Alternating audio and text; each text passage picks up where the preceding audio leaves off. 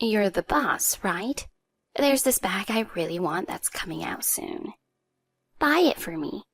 You make plenty of money, so there's no need to be stingy. Nadia always asks me for things. Unbelievably, she even uses her son to harass me. Her rude attitude always leaves me frustrated. Now one day she called me. Sorry, but your precious $10 million yacht sank in the ocean. She bragged as if she had planned it all along. But the yacht she sank was... My name is Rita. I'm 49 years old and live with my husband, Brett, and our son, Tom. We have an unusual job. We operate yachts because we took over my father-in-law's business after he passed away from an illness a few years ago. Brett took over as he had no siblings, and my mother-in-law had also passed away years earlier. I met my husband through the yacht business. A friend and I wanted to see the beautiful sea, so we took a yacht and he was our driver. I fell for him at first sight, watching him work so hard. We started dating and eventually got married.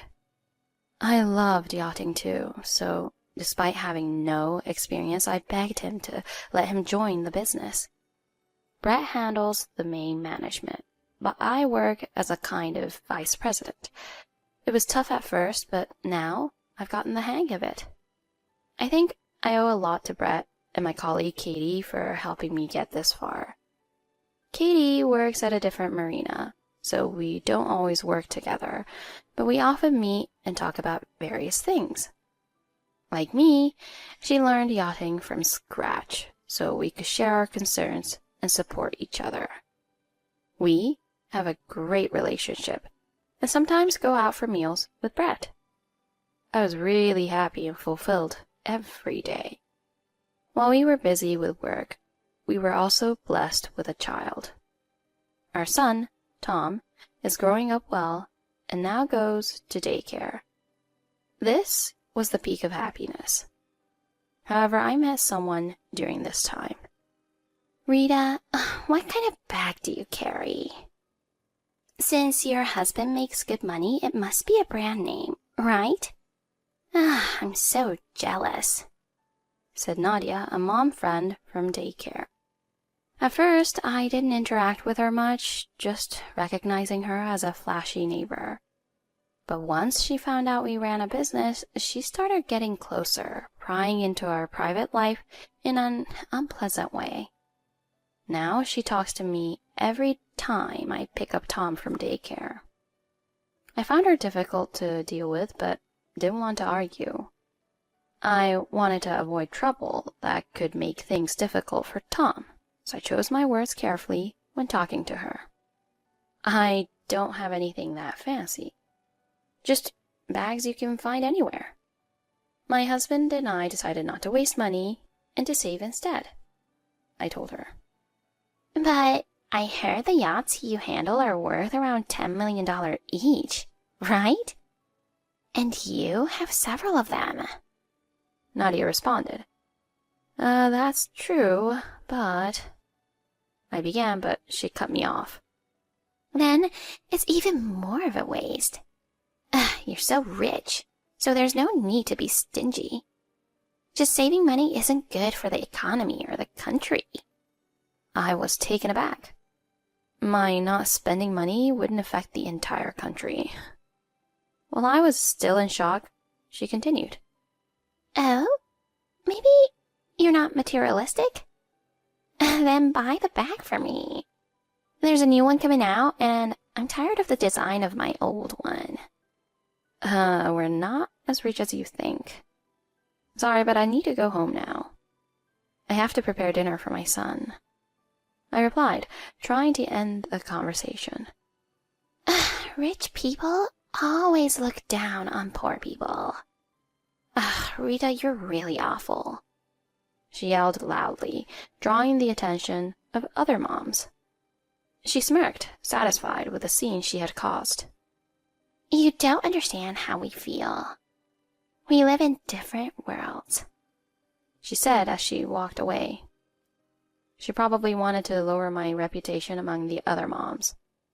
I also knew she had recently bought a new bag, one that sold out quickly because it was so popular. Another day, while working, I got a call from the daycare.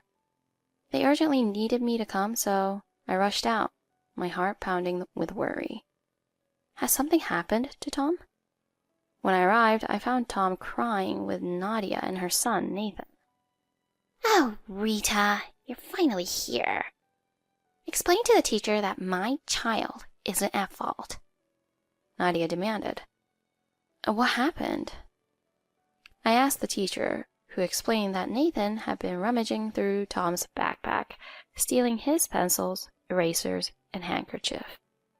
Tom repeatedly asked for his things back, but Nathan ignored him. When the teacher intervened, she couldn't resolve the issue, so she called in both mothers. I tried to calm Nathan. These belong to Tom. Could you give them back? He really needs them. Nathan wouldn't meet my eyes. But Mom said it's okay to take Tom's stuff. She said it's fine because Tom's dad is an important person, Nathan explained. That's right. You're a good boy for following my instructions. It's better to give things to someone who needs them rather than hoarding them. I'm sure Tom is happy to share. Nadia praised her son, patting his head. How could she think Tom was happy about this? Talking to her wouldn't help, so I addressed Nathan directly. If we have extra, it's fine to share and help those in need. But look at Tom now. Does he seem happy? Tom was still crying. Nathan stayed silent. Do you really need those pencils and handkerchief?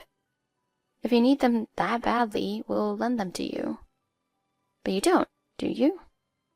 No, Nathan finally admitted. Then it would make us happy if you returned them to Tom. Wouldn't you be surprised if someone suddenly took your things? Yeah, okay. I'm sorry, Tom. Nathan apologized, returning the items. Tom stopped crying, and the teacher looked relieved. Nadia was the only one still displeased. I sighed deeply. Nathan wasn't to blame. He had just followed his mother's words. I couldn't believe she would tell a child such things. After the teacher reprimanded her, Nadia said, I'm sorry. Rita, I had no idea you're so good with kids. I was so surprised. Why would you involve your son in this? You told Nathan to do it, didn't you? Ugh, that's a harsh way to put it. It's education. I don't want anyone criticizing our parenting methods. I just mentioned it casually, thinking it would be best for everyone. As business owners, you can easily replace things. Anyway, I'm busy, she said, leaving the daycare. I had work and household chores too, and didn't have time for this nonsense. A few weeks later, she showed up at our house. Hi, I smelled something good and decided to drop by. Are you having steak? Share some with me, she said, walking in uninvited. This was the first time we'd talked since the daycare incident. I couldn't believe she acted like nothing happened and just walked into my house. I hadn't even invited her in. Nadia, please don't. I'm busy preparing dinner and the house is messy, I said, trying to be polite. She looked annoyed. What, you can't share with us commoners? She snapped. No, it's not that. I only prepared enough for the three of us, so there's not enough. What difference does one more person make? If there's not enough, you can go without. If you eat too much, you'll get middle-aged spread, and your husband might leave you, she retorted. Why did I have to adjust the meal portions for her? But she wasn't leaving, so I reluctantly shared my steak with her. She sat at the table, satisfied, but didn't touch the food. Aren't you going to eat? Is this it? I thought you'd put truffles on the steak. We don't have anything like that, I replied, and she looked genuinely shocked. You don't? How can that be? A business owner should always have them on hand. This simple steak isn't enough. Next time, make sure you have truffles, she demanded, angrily. I had given up my meal for her. If I had truffles, I'd give them to Brett or Tom, not her. About 30 minutes later, my husband came home from work. I'm back. Was someone here? Yeah, Nadia from daycare was here. You know, my mom friend. I see. What's this? Was she going to eat this? He asked, pointing to the steak on the table. I quickly lied. No, I was just really hungry today and thought I'd eat early, but then decided to wait for you, I said. I see. I'll go change, he said and headed to his room. Even though we worked the same job, he's much busier than I am. I couldn't bother him with something so trivial. That's why I couldn't tell him the truth. After he changed, he came back and we started having dinner together. Then he said something unexpected. By the way, I think I saw Nadia while I was working the other day. She was just wandering around. Hearing this sent chills down my spine. I hadn't told her where we worked to avoid any trouble. Besides, there was no need to tell her. Was it really Nadia? I never told her where you work. I thought maybe you mentioned it while picking up Tom. I'm pretty sure it was her, though. I just saw her briefly and nothing happened, so it's no big deal. Then he started eating his steak. It might have been a small thing, but something about it bothered me. I hoped it was nothing. The following Sunday, when work had settled down, we decided to go out as a family. We shopped at the mall and ended the day with a cruise. The sea looks so different when you're not working.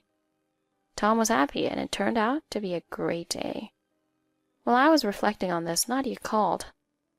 I didn't want our family time to be interrupted, so I ignored her calls, but she kept calling. It's okay. You can answer it. I'll watch Tom. Since he offered, I reluctantly answered the call. Rita, where are you? You're at home, right? No, I'm not home. Did you need something? Oh, really? I have something to tell you. The $10 million yacht sank. I'm sorry. She said it with a smirk. What are you talking about? We're on a cruise right now. What?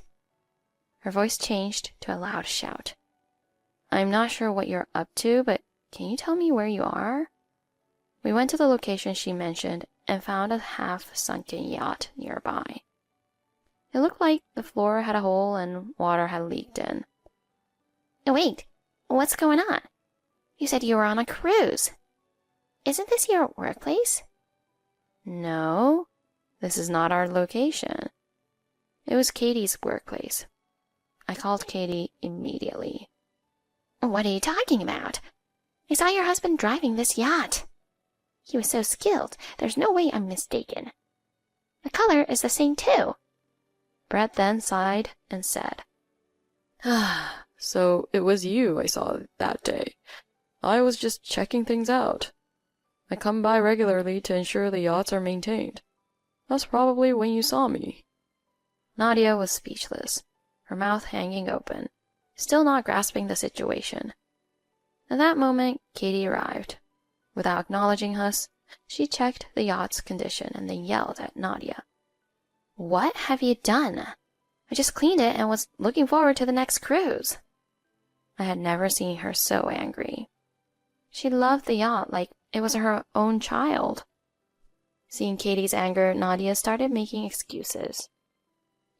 It wasn't me. I just happened to pass by and saw the yacht sinking. I thought it was Rita, so I called her. I was just doing the right thing. Do you think that excuse will work? The surveillance cameras will show you're lying. You need to pay for this. Surveillance cameras? She stumbled, and then, to my surprise, she turned to me for help. Rita, we're friends, right? We've shared so many stories, and you've even let me into your home. I think we're close friends. Please, help me out here. Desperately she pleaded, but I coldly responded. You're the only one who thinks that. You came here because you thought this was our marina. You saw Brett and assumed we worked here. You planned to destroy it from the beginning, didn't you? She screamed. You're infuriating. Just because you're rich, you think you can do whatever you want. I'll destroy all your yachts. She ran towards the marina, but then we heard sirens. This is the police. Stop and stay where you are. You can't escape. Seeing the police, she gave up and stopped moving. Brett had called them while we were talking. Nadia was quickly taken away by the police. She had to fully compensate for the sunk yacht. Since she wasn't working, she'd have to start working hard. News of this incident spread quickly. About a month later, her family moved away, unable to stay in the area. I heard from mutual mom friends that she was heading towards divorce. It was inevitable after what she did. After the incident, Brett scolded me a bit. I understand you're busy and don't want to worry me, but you need to tell me things. I'm worried about you too. If something happens, talk to me. Yeah, I'm sorry. You don't need to apologize. I'm sorry for not being more attentive. I felt glad to be married to him. I truly felt our relationship had deepened. Another positive outcome was that moms started bringing their kids to see the yachts after hearing about it. They all said, "This is fun. We want to come back." Thanks to this, the marina became lively and work became more enjoyable. We planned to reschedule the family cruise that was interrupted by Nadia's incident.